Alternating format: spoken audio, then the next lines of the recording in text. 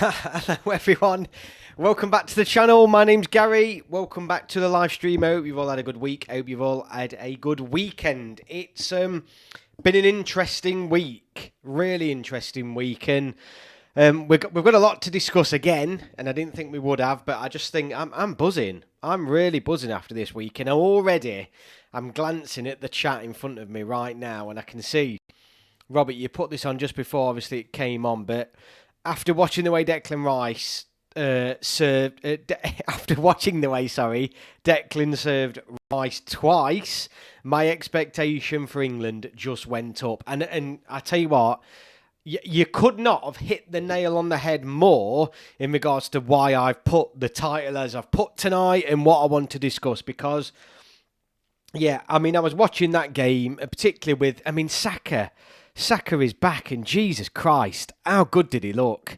Like, how ridiculously good did he look? And it's just, I'm a bit annoyed that the World Cup now is so far away in context of football. You know, a week's a long time in football, but a year is super long. And it's just like, oh my God, you got Rice, Saka, Bellingham, players playing absolutely out of the skin. Kane as well, still playing incredibly well.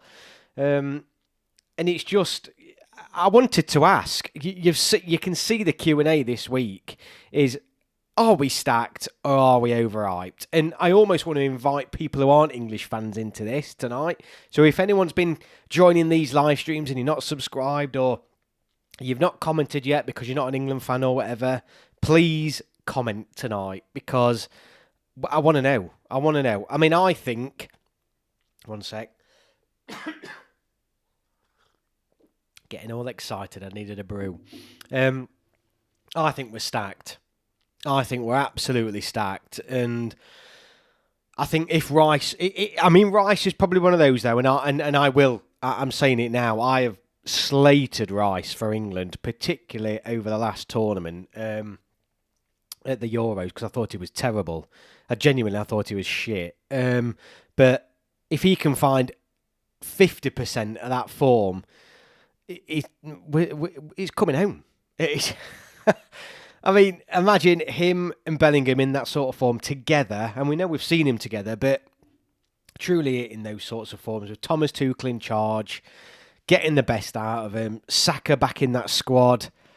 I mean, Saka's the one for me. Saka is class. Saka is absolutely class. I've gone on before about who are the certs in the starting lineup for this England squad, and Saka's in it.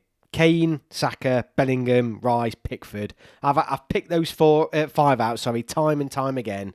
Saka is so key, absolutely vital if we're going to win this tournament. He has to be fit. He's got to be. He's head and shoulders our best wide player. Head and shoulders. The chat, Charlie, good evening, mate. Ollie, good evening. Nice of you to join us. Gene, Hockney, MRM, hello. Bohemian, strong first team, not much depth. Okay, so let's explore that then. So, I mean, I think you're right in certain areas of the pitch. Definitely, probably in central midfield. I know everyone keep going on about Adam Wharton and stuff like this, but there's a big drop-off, isn't there, in proven quality outside of Bellingham and Rice in central midfield. 100%. 100%, you're accurate there. But I would argue that's pretty similar. I mean, all squads, don't matter how stacked you are, you could say France are incredibly stacked, but not in all positions. And I think this is where England are pretty similar. They're stacked in certain areas, not so stacked in others. Those wide attacking options were pretty stacked, even though there's not a lot of goals there, but we are pretty stacked in terms of options. Central midfield, I would argue centre-back less so now, actually. I think Konza, Gahey, Stones, Maguire... Dunk. I think there are options there. Bloody might won't stay still.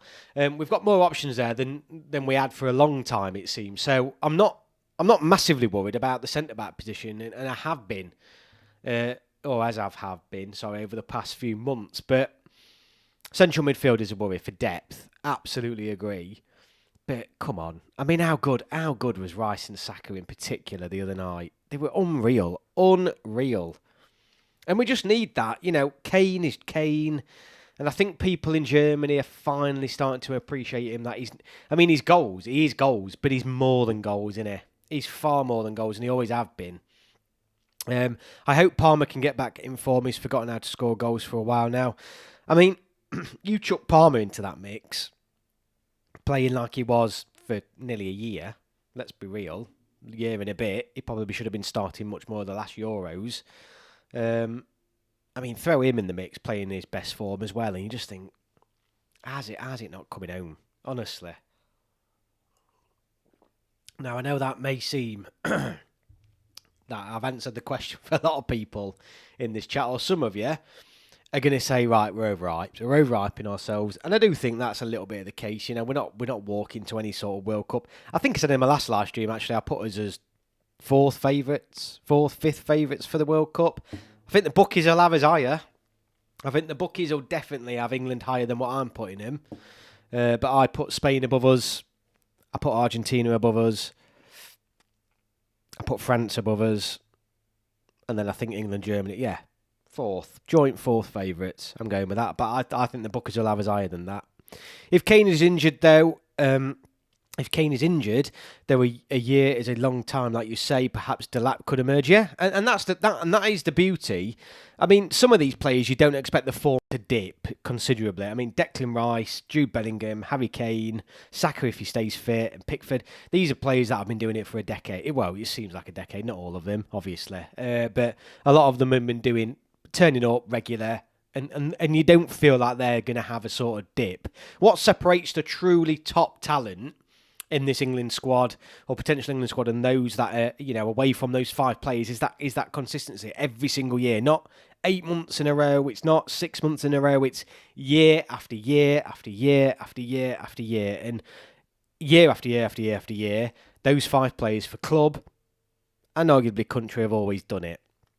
So I don't worry about those five losing form or coming into the tournament next summer not ready. As long as they're fit, as long as they're, there's no injuries, they'll be fine.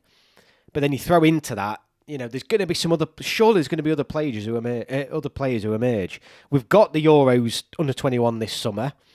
And yeah, there's got to be someone who comes out of that, isn't there? Unless England have an absolute stinker, which could happen at an under-21 tournament because they're tough. They are tough. I think it's only 8 teams in it or something. It is the creme de la creme that qualify, and many people may argue that that's how normal, senior summer tournament should be. But the under-21s is going to be. It's almost, a huge challenge just to get there in the first place. So the fact that we're in there this summer, defending champions, we could go out in the group stage because they're so competitive. But if that happens, then maybe, some people are going to struggle to shine. If we go on another run, though, there's going to be some under 21s if they haven't done so already. But there's certainly going to be some under 21 players that are really going to be pushing through there, and you just feel like. What I'm getting at, you look at England, you look at the squad we've got, you look at the talent, those 5 players keep going on about, you can only see it going one way. I remember your Gerrard, your Lampard eras, and and there was that thing about foreign players in the Premier League and stuff like that, and you just felt like, where's the next English set of crop of players coming from? Where's the next generation coming from? It felt like that for a long time, which is why you had almost 5-6 players all reach 100 caps in one generation. Because there was no one coming through. There was no one coming through, or no one certainly being given the opportunity to come through. You just don't feel that now with England, do you? You really don't. You feel like it's just... You feel like another player comes through, and then if they fade off, there's another one immediately behind them, and you just feel like this production line of talent... I can't... Going on to next summer, I know I'm sat here thinking I want it now, I want it this summer... But I can only see more. I can only see the decision being even more difficult for Thomas Tuchel in a year's time in terms of who he takes to the World Cup. It's just whether someone else can truly come through as that starting player. And I go back to, is that a good thing or a bad thing that I can name 5 certain starts? Okay, so you're saying that there's 5 certain players there that are that good, they have to start no matter what. The concern, though, is that that's not half the team. So is it a case of that the other 6, is it a little bit of a struggle? Are we overhyping ourselves because there's not those cemented places? Or are those other 6 up for grab because England are so strong?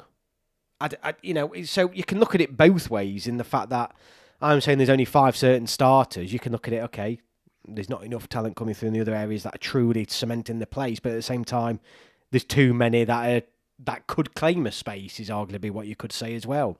I hope that makes sense. I think I'm making sense in my head, but I'm not sure it's coming out accurately.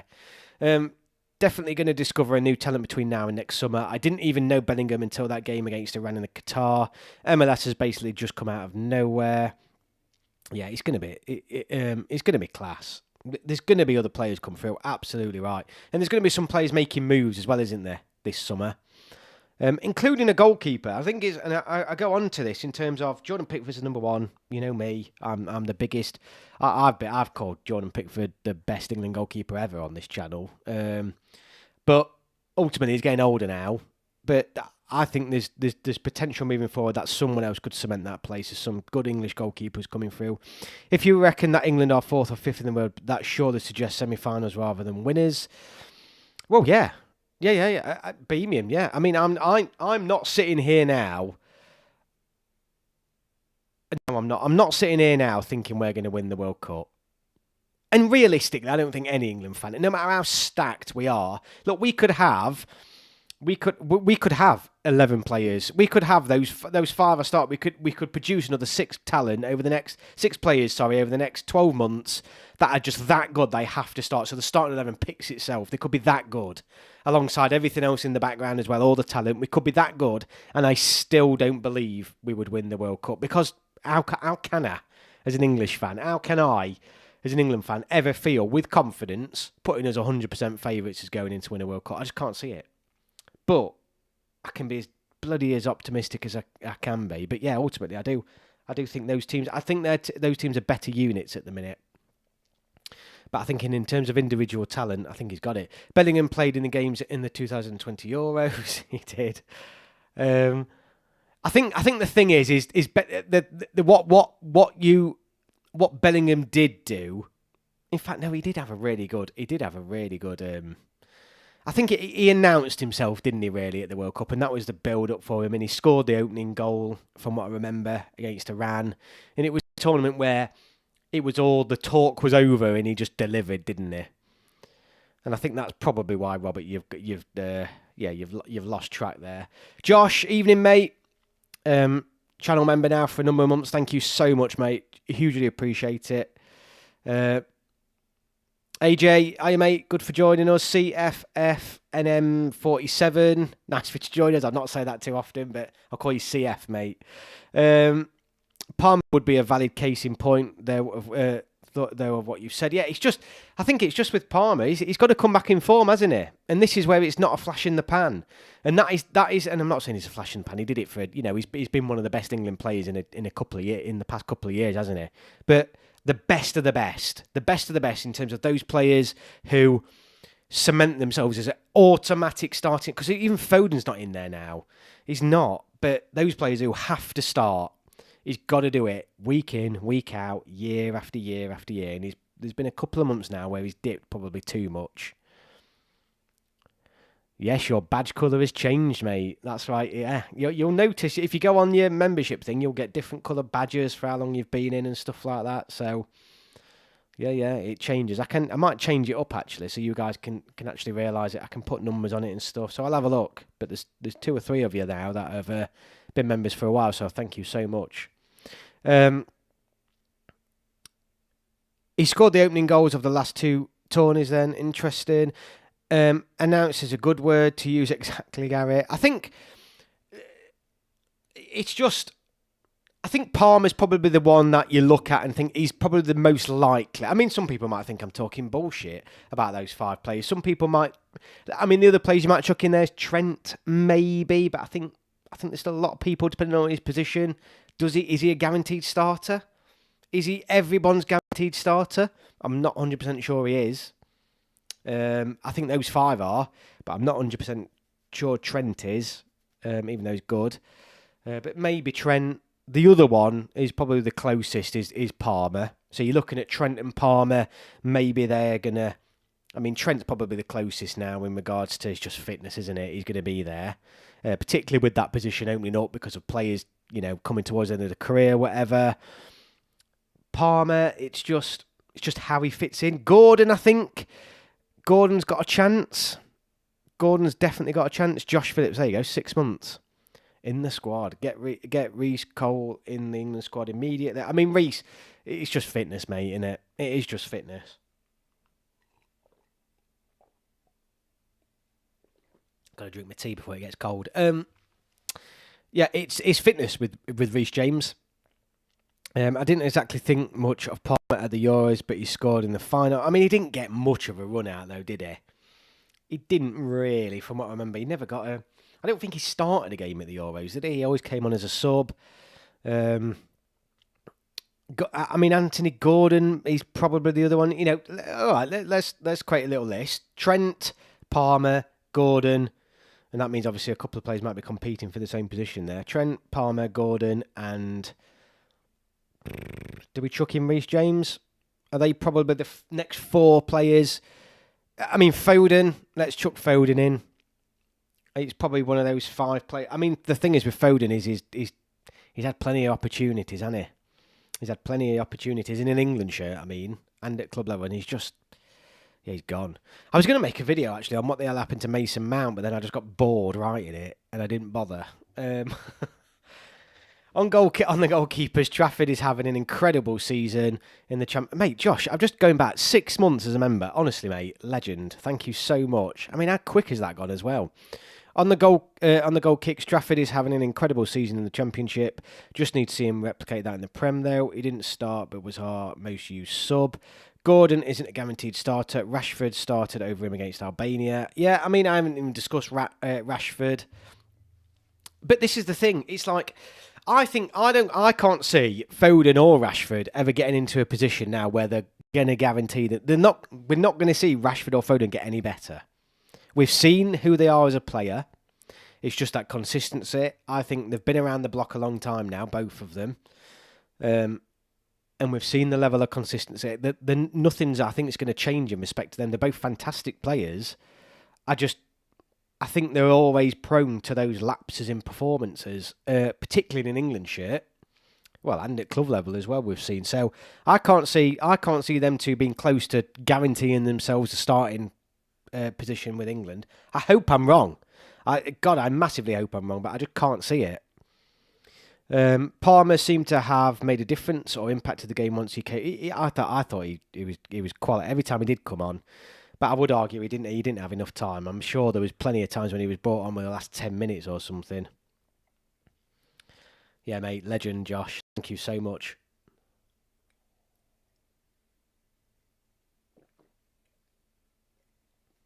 He has been decent. Rashford has been decent at Villa. I mean, the one thing you might say for Rashford is he's never been at a... Well, in fact, Foden hasn't really.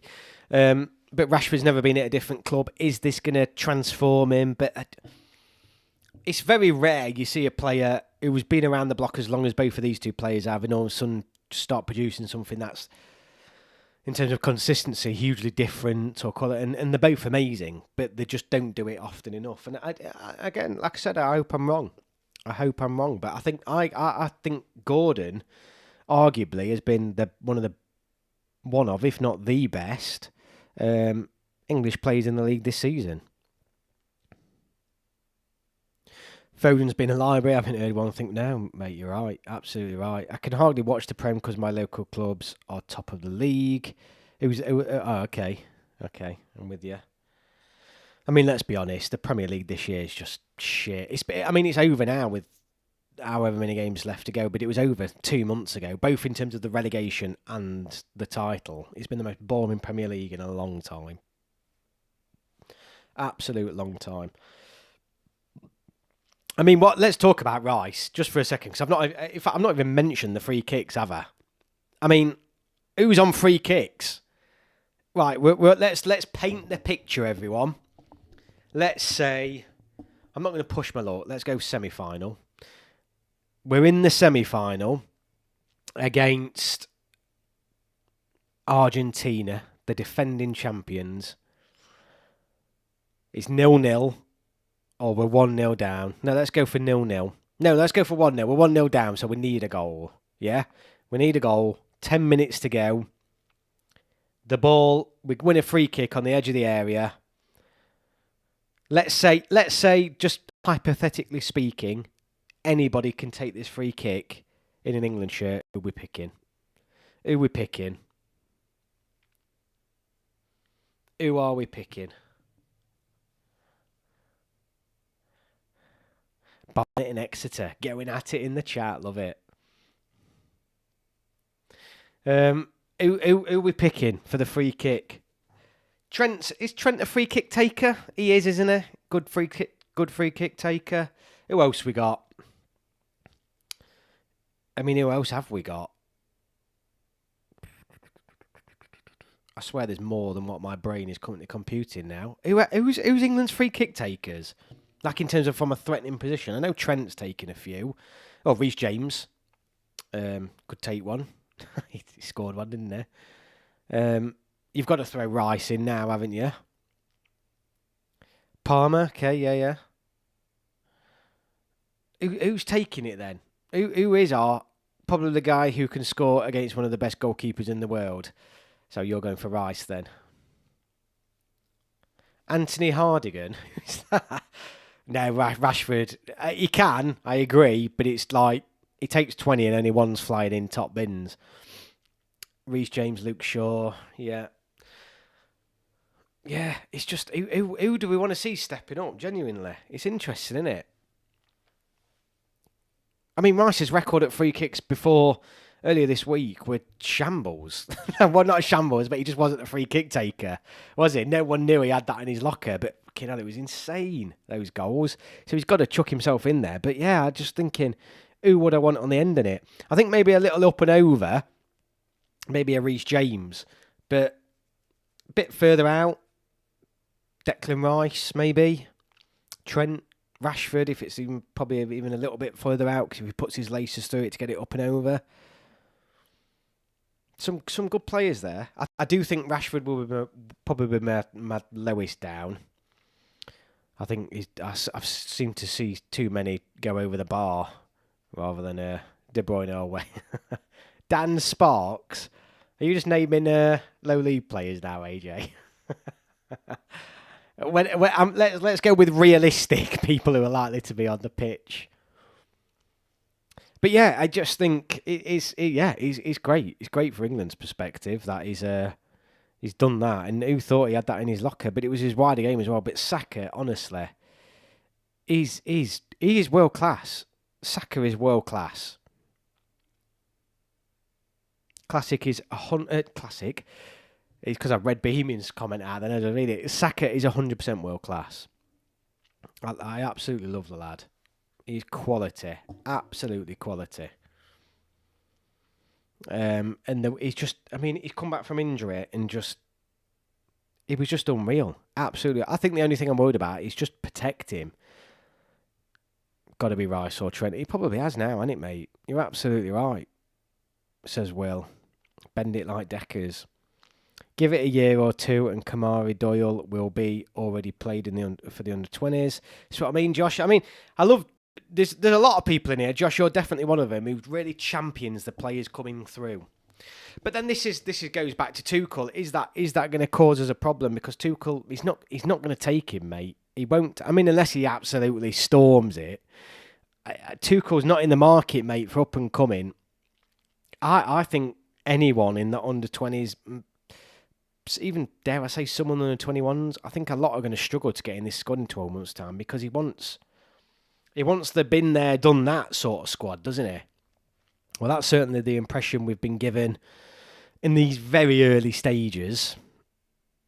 I've not spoken about anything can happen at the World Cup if it comes down to character and perseverance. It's in those moments, isn't it, mate? You're absolutely right in those moments. I didn't speak about England Lionesses against Belgium the other night because it was just fucking shambles. How can we beat a team 5-0 at home and then lose to them, or go 3-0 down away from home in 3 days later? It's just embarrassing. I think the Lionesses are...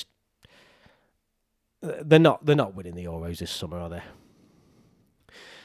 So when we won the title, if you're talking about the under-21s Euros, AJ, we didn't concede a single goal. at all. Even a penalty in the last few minutes against Spain. We didn't concede a single goal the whole tournament. Trust me, we're pissing goals at the minute at that level. If you saw the under-21 games in the last international break when we picked that insane squad, every game was like 9-8. It wasn't, but you know what I mean. We ain't keeping clean sheets this summer, mate. I'm telling you. We've probably got the best under-21 squad in the world, better than most full international teams. Yeah, but we've been beat. We got beat over the last international break, Andrew. And I think there's exciting talent there, but it's just the team's not there yet. And the goals, like I said, we're not walking the under-21s tournament this summer. I'm telling you. To be fair, Tuchel is smart to not pick too many kids. England are not in a desperate situation that year, and he won't, mate. He won't, mate. And I think I think a particularly young player, a really young player, is going to have to have a storm in 12 months, an absolute insane 12 to 18 months. And I think it's going to take fan pressure to get some of these players on the plane, because he's going to pick. He's not going to pick him. He's not going to pick him. They're gonna have to have an absolute storm in 12 months. Yeah, it's a shame. Like you said, it's a massive advocate for players in the youth squads coming through. Really hope Tuchel at least brings a few in. I do, mate, but it wouldn't surprise me if he didn't.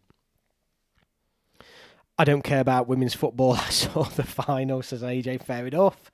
If Carsley wins another under-21 tournament, he has to be given the senior job at some point, doesn't he?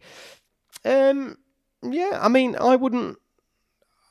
If Tuchel next summer, if Tuchel leaves and Carsley's done a good job again this summer, I wouldn't. There's no way I'd be against him taking the senior role. I wouldn't at all. I would not at all. If we had a massive drop after we beat Italy, yeah, no, you're right. I mean, if you got me thinking, then Bohemian. To be fair, Carsley only fudged that one Greece guy. I mean, yeah, and that was listening to fans. That was like, oh, everyone, we got to play them all. Get Saka, Bellingham, Grealish. You know, literally throw the kitchen sink. Don't worry about defence. Don't worry about that. Just don't worry about the squad. Just literally get every attacking player on the pitch, and it was an absolute disaster. It was so bad. But then away from home, we put in a cracking performance against Greece in a very tough place to go. Yeah, it was a bit of worry conceding that many, and whoever decided to put those under-21 games on at the same time as the men's team deserves. I know, mate. It was so fucking annoying that, I mean, you might have forgiven them even if it was the same day, but the fact that it was even the same time, it was just like, for God's sake, because I wanted to live stream that. I wanted to do like a watch along and stuff like that, and yeah, it'd have been class. Because ultimately that's the big tournament this summer, the women's Euros and the under-21s, and I wanted to watch it because there's a lot of under-21 players in there I don't get the chance to watch because I don't go to, all these Premier League games other than, your highlights. You don't get to watch them, so yeah, it was crap, mate, so crap. Can't wait to see Kobe in the setup with Tuchel at the wheel. We did get. It could have been 5-1 going. Oh God, I know, mate. We were so bad. We were so bad. Eze playing well. I'd start him over Rashford in international. But yeah, I mean, Eze's one who's just plodding along again, isn't he? Rodgers as well for Villa, doing really, really well at the minute. I got really nervous about the second game against Greece with B team. Then they played as the A team. But this is key, innit, Robert? And this is where we all need to just calm down, and not us, not the chat. But I mean, as a fan base, because you saw the reaction to that last squad. Everyone just needs to shut up and let Tuchel do his thing, because ultimately it's a team, and we've seen we all need to just let it go now. We've seen what happens if you just pick the names. That's what Lee Carsley did at home against Greece, and we got played off the park. It's the team, and who cares if that's not the fullback I'd play, or the centre mid I'd play, or the winger I'd play. As long as they play as a team, I could not care less. Top players, we all know, top players will miss out. They're going to have to. I do wonder if Mount can string some games together for Man United, if Tuchel might bring him in, given their Chelsea connection. Look, I mean, end of the day, everyone has got a chance. If you have a storm in 12 months, you're likely to probably get on the plane, aren't you? But Mount's done, mate. Mount's career's done. I just can't see it. I can't see it. Not in a squad like that neither, where he's playing for a poor team as well. I think Mount's done. I think Mount is absolutely done. Talking of potential England managers, Gladhow is apparently recovering. Yeah, I mean, has any more information come out about that? Did he collapse? Was it? I mean, the article said he was conscious and stuff, so that probably implies that he did probably collapse or something. But yeah, bit of a concern there. At least that was the Nations League, not the opening game of the World Cup. Yeah, exactly, mate. Exactly. And I think that's been a big learning curve. I mean, you're looking at post Tuchel now. Who is better lined up than Lee Carsey to take the post? He's literally been the senior manager in a campaign, a competitive campaign that he got us through. He's then continued on as an under-21s manager. It has to be Lee Carsley for the job after next summer. He's the most primed, isn't it? I mean, you can't get a more prepared manager than that. Kurt, hi Gary, I watched your last live stream. I make us fifth fave behind Argentina, Spain, France and Germany. Okay, yeah, no, I can see that, but I'd put us level with Germany. I mean, like I said, I could see England beating any of them. I just don't think we're quite as strong as a team as some of them in terms of working as a team. Yeah, I think we're still. Well, who knows? I don't know. I think England can beat anybody. Put it that way. But I would say joint fourth for me with Germany. But no, I completely understand that. Do you think we have anyone as good as who coming through? I don't know. You mean and Andrew Greece? AJ. Greece would be like. Very good Greek, mate, but I have no idea what it says. Chris Longcourt, Mount was never great. I know, he was all right. I agree, but I think he's done. Although fifth fave out of 48 is still a bloody good sign of where we are. Yeah, no, absolutely, mate. Absolutely. I mean, let's be honest, there's going to be cannon fodder in the 2018 World Cup. I don't know if anyone's seen, but the South American nations are pushing for an even bigger tournament in the 100th anniversary tournament. So basically every South American team can qualify. I mean, I think it'd be bullshit. I get it, 100 years and all that lot, but come on. I mean, if you're going to make that argument, everyone from Europe should be there as well. Apparently, it was just a really bad cold, nothing majorly serious. Surprising. Odd then, isn't it? We would have won the tournament if Olmo didn't clear it off the line. Yeah. Trent is a snake, says Dylan. Are you a Scouse, mate? Are you a Liverpool fan? Oh, no, I know very much. I know very little about him, mate. Know very little about him. But, I mean, it was a lad who scored, didn't he, earlier in the week. I think, look, I don't think we've got anyone as good as I know what you mean now. We haven't got anyone as good as him, and we haven't got anyone as good as Lamine Yamal, who's the best teenager in the world. He is by far the best teenager in the world. I mean, if we did have, we'd know about them already, wouldn't we? So I don't think we have. But it doesn't mean that we haven't got good players who can compete with them. We just haven't got good players at their age. We've got fantastic players, but this is the difference, though, isn't it, between great players and world class players? And I think Lamine Yamal is a world class player. That translated to they thought they were going to win the World Cup. Okay, screw it. Just have every country compete next World Cup at this point. Well, honestly, mate. I mean, it's been played over Spain, isn't it? Spain, Portugal, South America. I don't know. It's just, I don't know. It's just think about the fans. But then, yeah, if you can't open it up to one I mean, it basically is now anyway, isn't it? Have you seen the qualification groups for South America? Everyone but the bottom three, I think, go through to the World Cup. It's just ridiculous. But this is why, the bigger the World Cup gets, the lower the quality is going to be. Yeah, you're going to get more games, but ultimately there's going to be lower quality teams there. That's obvious. If they make the World Cup any bigger, the final will be taking place the day before the next one's group stage starts. Yamal is probably the best player in the world, arguably. Yeah, maybe even so, mate. Maybe he's certainly up there, isn't he? He would certainly be up there as one of the best players in the world. We've got no one close to him at his age, and I don't think close. Let's have 128 World Cup in Indonesia, Thailand, Vietnam, Philippines and Australia.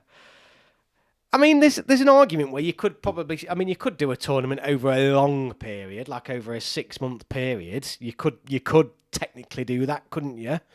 where you just literally have, you just have a huge, all the international breaks are essentially the World Cup. You could arguably do something like that.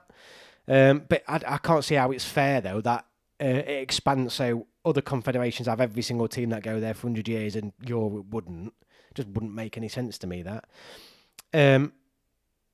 Ethan Nwari had the capability of being that good. He's getting similar amount of goals and assists as Jamal, but because he's English, he does get as much credit as Jamal. I agree, but he's not as good as Jamal. He's not. I mean, if you're that good, you force your way in.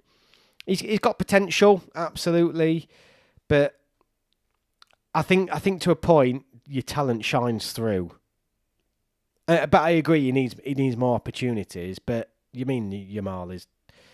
He's the best player in the world, mate. Certainly at his age. We think we're going to win it every bloody year, but there's always one game that keeps our heads down. I bet we will lose to Romania at home in 3 years when we can't even beat Iceland. I mean, I've mentioned in a live stream, didn't I, the other week, our qualification campaign. I'm really pissed off the way people talk about our qualification campaign, as if it's like dead easy, and I'm seeing foreign fans saying, "Oh, England always get an easy group." Do we hell? I tell you what, Serbia and Albania away from home are going to be tough games and easily banana skins for England in this qualification campaign. And I go back to the World Cup. You look at, there'll be out of a 48-team World Cup, I reckon 30 teams would go, probably even more. 30 teams could arguably go and play a qualification game away from home in Serbia and lose. And it's just amazing sometimes how, like, people just rate England and then slag everyone else we play and don't give, enough credit. Serbia are a good team, a proper good team, and Albania are as well. They're a good side. And the reason why I'm bringing this up is because if we draw or lose one of those games, obviously everyone's then thinks, "Oh, we're shit again." Yeah, it's one bad game. But I tell you what, they're good teams, and these teams have beat good teams over recent years. So you're right, it does only take one bad performance, but and this is what I said, AJ. I'm not going to sit here now and say, even if England have 10 Jude Bellinghams, I'm not going to sit here and say we're going to win the World Cup, because we haven't got a history of doing it. It's as simple as that. I'm definitely not as confident as England will win this World Cup as I was the last Euros. No, me neither, mate. If England win the World Cup, we have to play Iceland afterwards just to make sure we're the best team in the world to confirm. Right, they'll beat us. He's been doing it for Arsenal while they've been massively struggling up front. He's not as good as Jamal yet, but he's certainly up there with Duet and stuff. Yeah, I mean, look, he's got opportunities to prove it, and I'm pretty certain he'll have opportunities this summer as well. He's just got to keep doing what he's doing, and he will get recognised if he's good enough, mate. He'll push his way through, but fingers crossed, he's someone who can come in and hopefully push Harry Kane as well. You don't get a bypass to the quarterfinals for demolishing Andorra and Latvia, for fuck's sake. I know.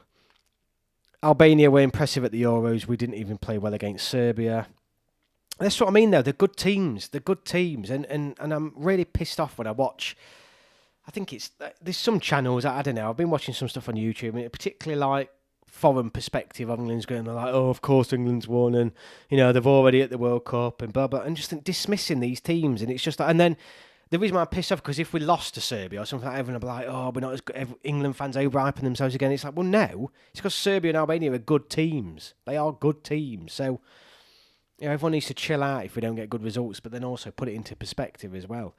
These days, the small nations are coached well in terms of defending in two low blocks of 5. Totally agree about those away games in Eastern Europe. If we think they are just going to roll over for us, then we seriously need to think again. Yeah, mate, absolutely. But the way people are talking is if we've literally drawn like San Marino 4 times in our qualification group. It's ridiculous. It's absolutely ridiculous. It sort of says where people see England, both internationally and nationally, that we're now at a stage where we get teams like this in England, and automatically it's just England are going to win. Because it hasn't, trust me, it's not always been the case. Don't know how old everyone is in the chat, but it certainly wasn't the case when I was growing up. If you had teams like Serbia, Greece, and all these sorts of players, you'd be thinking, shit, we're going to struggle to get to the World Cup here. So it does say that England have moved on.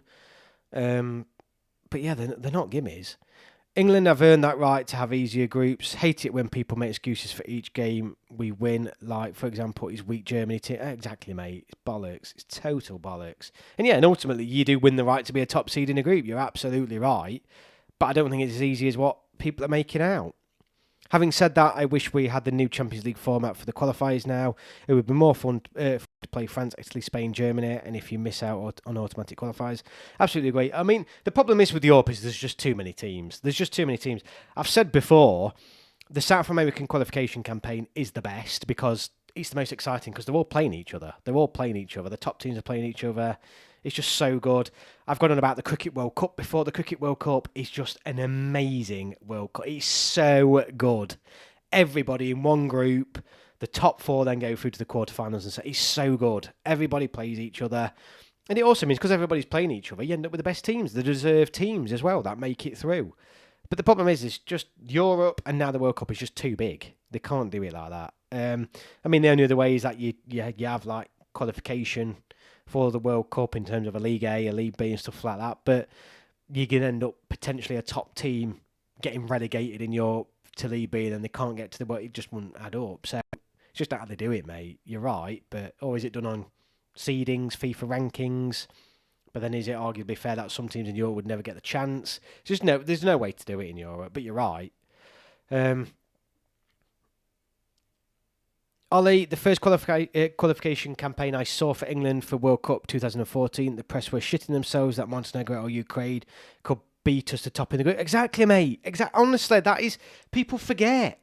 Honestly, people forget because these teams are good teams. You know, they'll pick up results against other teams as well, and they have done.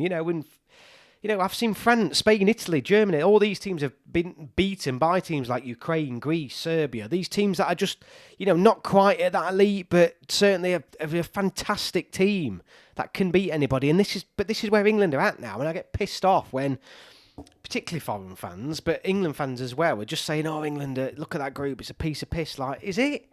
It's not a piece of piss. Don't be so. Don't knock us because again, it's just like. If we qualify, no one's giving us the credit that we deserve to qualify. And if we don't, then everyone's just saying we're overhyping us. So it's just loss for us in England fan base. And it's bollocks. It's total bullshit. Ice Hockey World Champs have 2 groups of 8 teams. Worst 2 teams get relegated to Division 1. Great format, yeah? Random question, mate. I thought if this one to ask you the other day, would you rather back-to-back Euros or a World Cup? What, in terms of winning it? World Cup, mate. World Cup. I'm a bit of a broken record on this, but I really think qualification needs to be fully amalgamated with the Nations League. No, I think probably a good shout, mate. Probably a good shout. But the only problem is I don't like the idea of a campaign in Europe where some teams would never have a realistic opportunity. Well, they don't anyway, I get it. But even from the start would have no chance of qualifying for the World Cup. I don't like that. But I suppose you could tie it in with the playoff system in the Nations League. If you get the chance, mate, watch a PSG game on TV, either highlight or live. That's how I want England to play fast football. Well, certainly Tuchel's trying to do it. The problem is, mate, is England we play teams that don't allow us to because they put so many men behind the ball. It just shows post-2018 England is much better to the point England gets 7% possession and pin teams back in a low block. Look, England were one of those teams, right, that were good. We've always been really good. Qualified for most tournaments. They certainly weren't, my father-in-law, really surprised. My father-in-law, I was having a conversation with him, was it yesterday, day before? Sat in his house and he said, he told me he was 18 years of age the first time he saw England qualify for a tournament. 18. Because obviously during the 70s and stuff like that, we didn't qualify. So England was always one of those teams that were like good, but then we've had times when we've been shit. And then like through the noughties and stuff, we had the players, but weren't really elite. We were like one of the top of the second set of teams behind like your Germanys and your Italys. But then now we are very much an elite team now. We've joined that elite system, that consistently top 5 set of international teams are in there now. I mean, we haven't always been like that. We haven't. And now we are. And I think people forget that. People do forget that. particularly for the World Cup, I go on about it all the time, but for a European team to top their group at European qualification campaign is tough. You are going to have to beat, even if we're top seeds, you're going to have to beat good teams. To everyone saying we have piss easy qualification groups, I bet 100% Italians would say the same thing about their group of 8 years ago. The thing I go on about it, every single one of these World Cup hosts, I'm going to the host because they're hosting it, but Mexico, Canada, the US, I genuinely believe none of those three would top England's qualification World Cup qualification group. I guarantee now they wouldn't top it. I think Serbia and Albania would get results against any of those teams in their home stadium. And I just think, people just take the piss. England once lost to Poland in 1974 World Cup qualification campaign. That meant England set out to World Cup. Exactly. That's exactly my point, Crystal. So my father-in-law was telling me he was 18 years of age the first time he saw England qualify for a tournament. And I just think, I know it's going back 70s and stuff, but even during, the noughties and stuff like that, I remember it was last-minute equalisers against Greece that got us through to World Cups. It was, really the last game of the qualification campaign where we had to win to guarantee qualification. It's honestly, we just forget sometimes where we've come from. One thing that is good with the ridiculous amount of teams in tournaments now is I don't think in any of our lives England will fail to qualify for a tournament again. The World Cup is always because of, I get it, even though it goes up, it's still only the top team though that qualifies from Europe, and that's where it's a bit different. Everyone else is pushing for it all the time. Because like I said, in South America now, basically every team gets through. It's the same in North America, same in Asian continents. You've got to be proper shit not to get through. In Europe though, you're still going to top your group. Nothing's changed. Nothing has changed. Yes, there's now the playoffs, but the problem is in the playoff, anything can happen in a playoff. So I agree in some point, but still with the World Cup, it's still just slightly easier, only slightly. But for other teams across the world, it's got 10 times easier to qualify for the World Cup. But in Europe, it's only slightly easier still. It was literally, all or nothing previously. If you didn't top your group, that was it, you was out. So you do have that safety net of a playoff. But the likelihood is that, a playoff in Europe would be, if Serbia finished second in our group, if we finished second in another group, it would be Serbia home and away. And I go back to again, Mexico, Canada and the US wouldn't beat Serbia in their own backyard. So honestly, it's nothing's changed really from a European perspective. It's always going to be hard to qualify for a World Cup unless they make maybe the top two teams of each group go through, which they'll never do because they'll not give Europe that many places. This is definitely the best depth in squad we've ever had. The golden generation were good, but we had no depth after the first 11. I sort of agree. I think we've got more depth than that, certainly. North America is a soccer backwater. If the three hosts had to qualify through Europe, I don't think they'd get there. I don't know, but that's my personal opinion. I don't think they would. Genuinely, I don't think they would. Yeah, depth is an issue. At least reliable depth. We have potential, but not proven. I also think as well, I was watching some channels about the World Cup, and it was a Mexico, Canadian and American fan, and they were saying, of course, we're automatically going in as top seeds for the World Cup. Because obviously we ain't going to qualify, we're going to be there. And I'm thinking, well, hang on a minute. How come they're guaranteed qualification for their home tournament? But if England, Wales and Scotland, now not Northern Ireland because they're not hosting it because of Casement Park, but why wouldn't England, Scotland and Wales be given automatic places at our home Euros? Just seems a bit mad to me. Mind you, Croatia and Germany needed playoffs for 2018-2002 World Cup when they took runners up. Exactly. It's exactly my point, mate. And they could have easily missed out again. And it's not because the shit, and they weren't playing crap football either. It's just the groups are so competitive. Even during the golden generation, Brazil and France were elite. Italy and Germany were better than us. Portugal, Holland were on level. Yeah, and I agree. But I feel like now we have gone that level above. But I'm pissed off that now we've gone that level above, everyone just dismisses every time England beat anyone half decent, saying that they're shit, or they're a B team, or they're not playing that well anyway, so England should beat him. And then if we lose against them, we're automatically a set of fan base that overhypes. We can't win. We literally cannot win. We've literally beaten Italy, Germany in competitive games over the past few years, Croatia, all these teams. But then it's like, well, we've played them, they weren't that good that night, or they were doing a transition or whatever. And then if we lose to them, it's like England never beat a good team. So we can't win. We can't win. And it does annoy me. It does annoy me that if England qualify for the World Cup, we're not getting the credit we deserve to qualify. Because trust me, our group is tougher than what we think. And I'm not saying that I wouldn't have picked it. I would have picked it. But I keep airing on you watch us go and batter Serbia like 3-0 away from home now. We won't. But look, all I'm saying is a lot of teams in a 48-team World Cup around the world would not qualify out of our group. They wouldn't. 2000s, 2014 international football was arguably at its peak. I mean, that sort of comes on to Chris Lonko, those comments that have been made in the press these recent weeks about has football become boring? And I go back to, some of these England games where people say shit and all this like boring. This idea that football has become too rigid, too micromanaged, is that reflected in England's play over the years? I mean, it's certainly proven results, and this is what people are saying. It's boring, but it's more successful. Have England gone down that route a little bit more, where we certainly play much more like a technical team now with very rigid positions and instructions for players, and that lack of creativity there and that ability to... I mean, this has been Thomas Tuchel's biggest problem coming in. Those wide players just take a player on. It seemed too difficult for them, too complicated. They couldn't manage it because they're putting too many men behind the ball. They've not grown up with instructions to do that. Is that a problem? There seems to be an anti-England agenda around the world. Games that don't even involve England get brought up. I know, it's just mental, mate. First name that comes to mind from that kit is Danny Welbeck. Legend. Danny Welbeck. That's why I've got it on, mate. Danny Welbeck. I mean, everyone knows in here anyway. And I don't know if that's why you bought it all, but everyone knows this is a proper Danny Welbeck fan club. Danny Welbeck was class. Absolutely class for England. One of my favourite players when I was younger.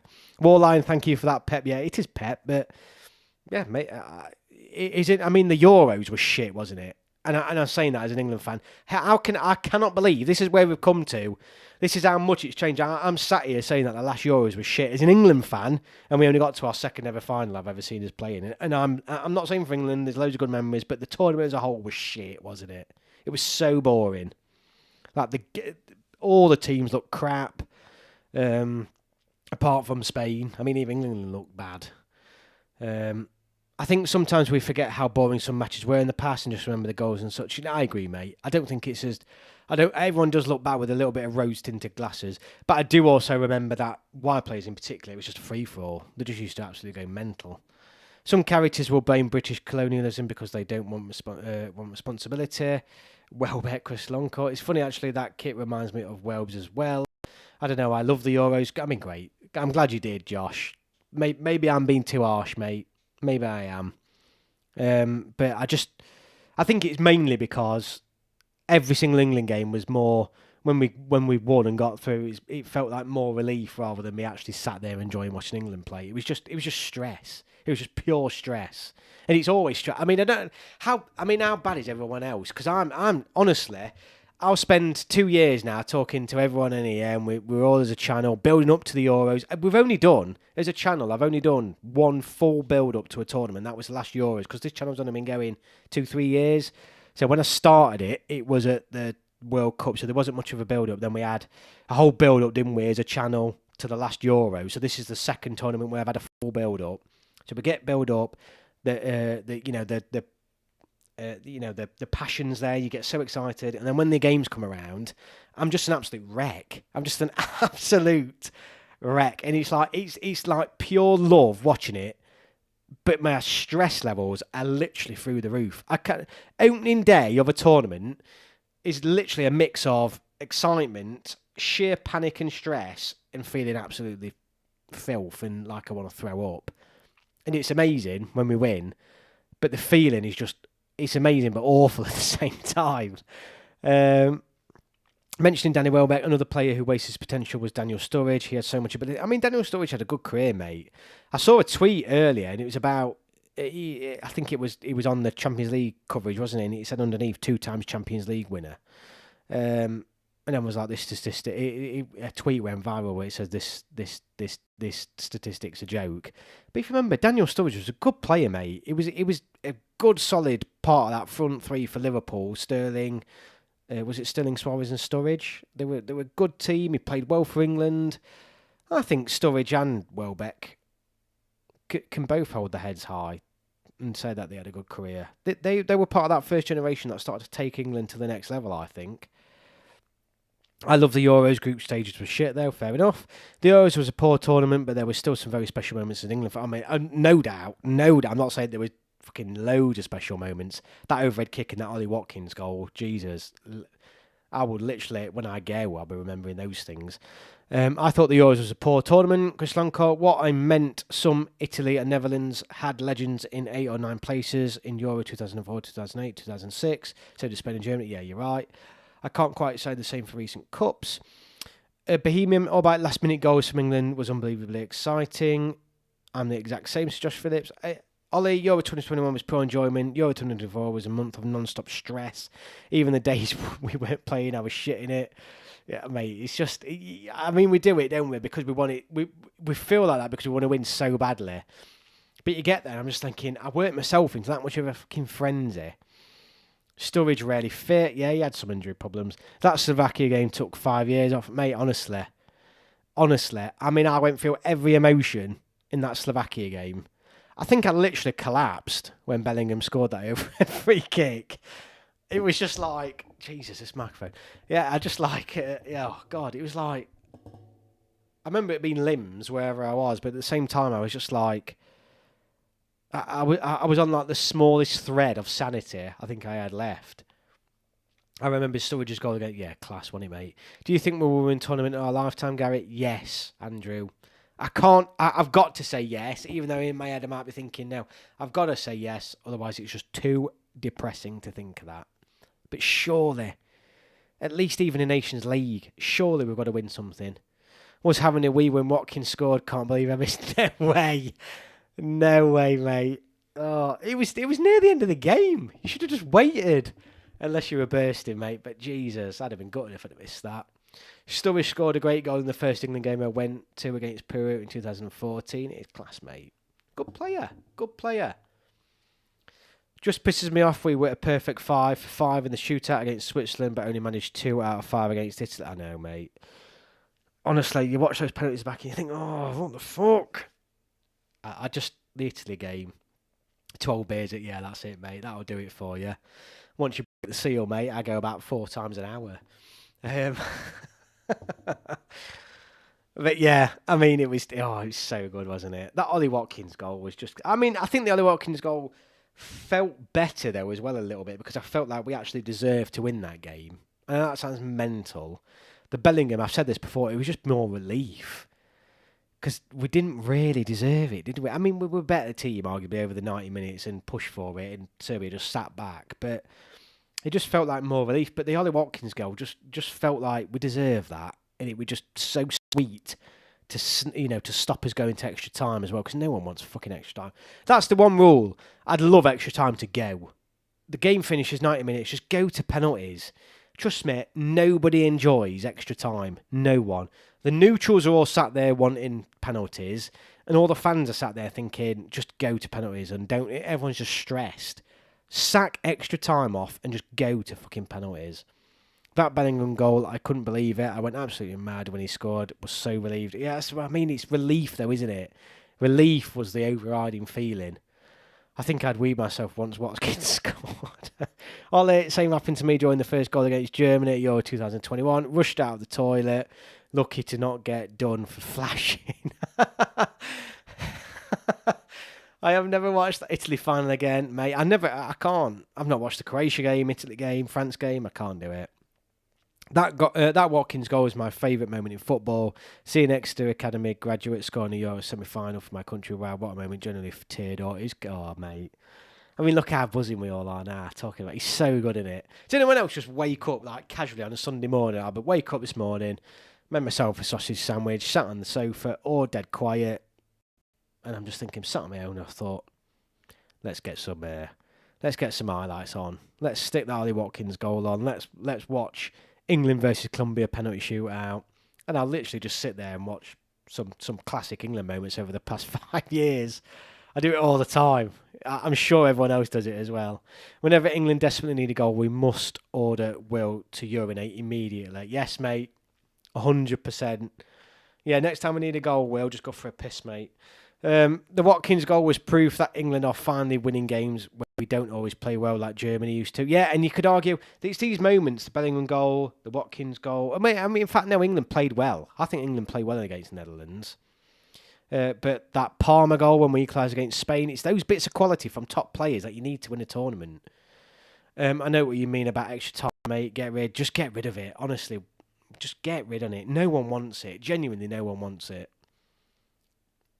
And it's not fair on teams that then have to, other teams then playing another 90 minutes. Just go to penalties. 90 minutes, done, penalties. Then it also pushes someone to try and win it in the 90 minutes as well. Watch Germany versus Spain highlights this morning in bed. There you go then, mate. Yeah. Yeah, he's class.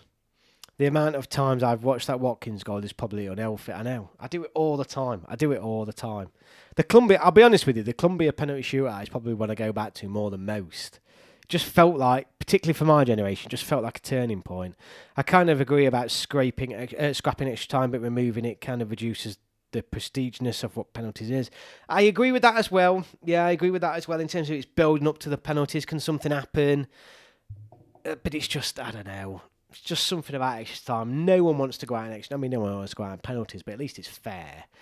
But you just, I don't know. You just feel like, I don't think anyone would massively moan, would they? I watched the Watkins goal this morning. Guy Mowbray is the best commentator in England. I mean, it was Wally Watkins' face. That famous commentary line, look at his face, just look at his face. And even though that wasn't what they said, that was what was going through my head when Ollie Watkins was running off. It was just absolute scenes. My favourite moment as an England fan is still the shootout win over Colombia. Not only as we finally won a shootout, but it just felt like England had never looked back since then. Exactly, that's what I mean, Kurt. It felt like it at the time. It just felt like this is a turning point, and it's proven to be that. It has proven to be that. So when you look back now, even though we haven't won anything, it's still proven to be that changing point for England at tournaments. Yeah, go watch it, Josh. Do you watch England rugby and cricket teams too? Yeah, I do, mate. Absolutely. I mean, the cricket's a joke, though. They need to put more cricket on Freeview and stuff like that. I mean, the cricket's behind that much of a fucking paywall. It's just a joke. I mean, they don't even show highlights of test matches now on anything either. It's just a joke. Cricket is shooting themselves in the foot massively. I'm a cricket fan because of the Ashes series in 2005. I can't see any new cricket fans coming through that wouldn't usually be into cricket if the families weren't however, because they don't see it enough. When Dyer stepped up, I thought we'd like. I remember the groans going around. The typical, right, who's coming up for England? It's Eric Dyer. And I was like, oh fucking hell! I'm sure I heard that, and I was like, oh my god, why Eric Dyer? Why Eric Dyer? Looking back though, I'm thinking, looking at Scotty, who else did we have? But everyone was just like, fucking, and it weren't even the best penalty. I'm pretty sure the keeper got an hand to it, didn't he? Weren't in the corner out, but yeah, get in, Eric Dyer. I mean, Eric Dyer's playing. Speaking of Eric Dyer, he's starting and playing well, isn't he? For Bayern Munich, he's getting overlooked. Maybe he comes back in. A goal I often watch again is Kane's against Tunisia. Not the most amazing in itself, but it seems a key moment when England became more resilient to me. I agree. That one and the Colombia game, I think they're both sort of turning points. Ollie Watkins turned into Marco Tardelli. How many WX players do England's how many beef bully? Comment again, mate. Just clarify. I'm assuming you're supposed to put how many something players do England have? Just type it out again, mate.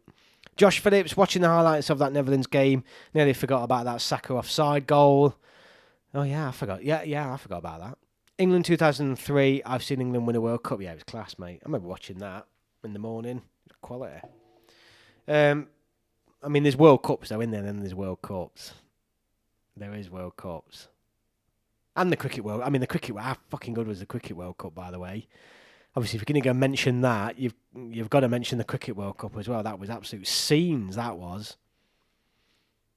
I can't believe the time. I just looked. We're an hour and 5 minutes in. I am going to wait for Beef Bully to type back out. Give him 2 more minutes because I want to know what he's asking. But yeah, it's it's been class again. I love these live streams. How many world class players do England have? Okay. Okay. Yeah. I mean, all right then. Good question. Kane is definitely one. This microphone. I need to get a new stand.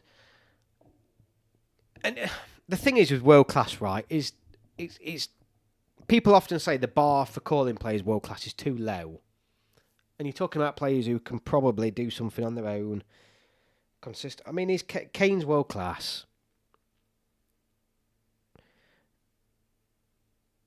I genuinely believe Saka's world class. I do. I do genuinely believe Saka is world class. Are Rice and Bellingham are those 5 players? Is Pickford world class? I mean, I'd love to see a world class keeper if he isn't, because Pickford's had an insane career. Bellingham, Rice, Saka, Kane, and Pickford. Are they 5 world class players England's got? Josh, sure, yeah, maybe if he's fit. Now in the mood again, where I just sit here and think if we'd have beat Spain, mate, just get out of it. I think Rice, Bellingham, Kane, Saka are world class. Bellingham, Rice after twice. Bellingham, Kane, potentially Saka and Rice. Hey up, Matt, you alright? This 4 there, genuinely, I'm chucking Jordan Pickford in there. I'm not going to sit here and say Jordan Pickford in world class.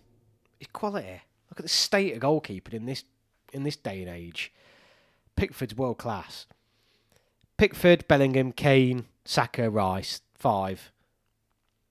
I'm saying 5. Everyone's probably going to massively disagree with me on Pickford, but I'm chucking him in there. World class, Bellingham and Kane, that's it. Saka is a shout, but he needs to bump his numbers up. Saka's class. He scores, assists. There's anyone who does anything outside Harry Kane and arguably Jude Bellingham. Saka's got to be in there. Pickford will be definite world class, but unfortunately people don't respect him because he plays for Everton. Smith is saying he isn't, not even close. He is, Matt. He is. He is world class. He really is. What else could he do? I mean, let's go back to he won the Euros for England. He could not have done any more in that Italy penalty shootout. Literally did everything he could possibly ask him to do. Pickford is better than Martinez. Is Dunk world class now, Ian? If we are talking just for their country, yeah, Pickford. I'm chucking Pickford in. I'd argue the top. Genuinely, I think Pickford's quality, absolute quality. I genuinely, I can't. I mean, it annoys me when people will be like, "Oh, Alisson's world class," or they pick the goalkeepers at the top clubs. It's just like, well, they don't face half the shots Jordan Pickford's had, and I think last season he had the most clean sheets in the Premier League, even though they nearly got relegated. Pickford's world class. Pickford is world class. Pickford does 10 times more than half the so-called top goalkeepers in the league and keeps more clean sheets than them. I mean, Martinez is very smart. He leaves all his mistakes to the games no one watches, so people think he's world class. So if he plays well for England, that's fair. Probably not top 5 in the world. I don't know. Rice would walk into France's team. Look at Saka's numbers this season compared to games played. He's got more than Rodri, who people call best right wing in the world, even though Saka hasn't played for the majority of it. Saka's world class. I'm not even going into that. Is Pickford better than Courtois? Yeah, I think so. I think he is. And I know people will absolutely slay me for that. I just think there's no way Pickford throughout his career, and I've said this time and time, Pickford will not get the respect he deserves until he's gone. Until he's gone. Another 10 years' time, when we've got no but shite in net, or we're struggling to replace him, I don't think Pickford's truly appreciated until I don't mean dead, I mean retired. He's not truly appreciated. I don't think Courtois is significantly better than Jordan Pickford. I think Pickford could do just as good as a job as Courtois. I think people forget how good Pickford is with his feet as well. His distribution is the perfect all-round keeper. And Pickford keeps more clean sheets than Courtois in a more competitive league. Far more competitive league. Emi Martinez is the very definition of overrated. Never seen a more bang-average keeper than him. Trafford is a future England keeper. Yeah, maybe, but I promise you, All right, Saka, Rice, Bellingham, Kane. Let's go for 4 as certs, because ultimately I think let's agree then. World class, we have to agree on, because there shouldn't be any debate really, should there, about a world class player. If we're gonna stick that label on someone, it should basically be unanimous, shouldn't it? Saka, Rice, Bellingham, Kane. There are 4 world class. If I was picking it, I'd chuck Pickford in, but I'm listening to the chat. Let's go with 4. Let's put him just a tier below. Importantly, Pickford also has an amusing face. I reckon if penalties go to deadlock at the end, the managers have a go. Yeah, I'm with you. But anyway, we're an hour and 10 minutes in, a bit longer than usual. Thank you all so much for watching. I'm going to leave it there. We're going to be doing live streams are coming up, videos are coming up. I'm working on part 2 of that documentary I've done. England games are coming up. Lot to look forward to this summer. Let's get next week. I'll go over the diary, then calendar, and we'll have a look to see where these England games are going to come up, and we'll book the live streams in the diary. Don't know how many people here watch the EFL at all, but Joe Whitworth could be the England number 1 eventually. Maybe. Keepers can come from nowhere. But anyway, not many teams have more than 4 world-class players. Good point, Andrew. Good point. And I think that's a good point to leave it. I think there's certainly 4 good, solid world-class players there. 5. No, 4. 4. But anyway, hope you all have a good week, whatever you're doing. Remember, everyone in the UK, in England anyway, it's bank holiday Friday, so short week for us all. Happy days. Hope you all have a great week. Hope you all, whatever you're doing, have a good time. And yeah.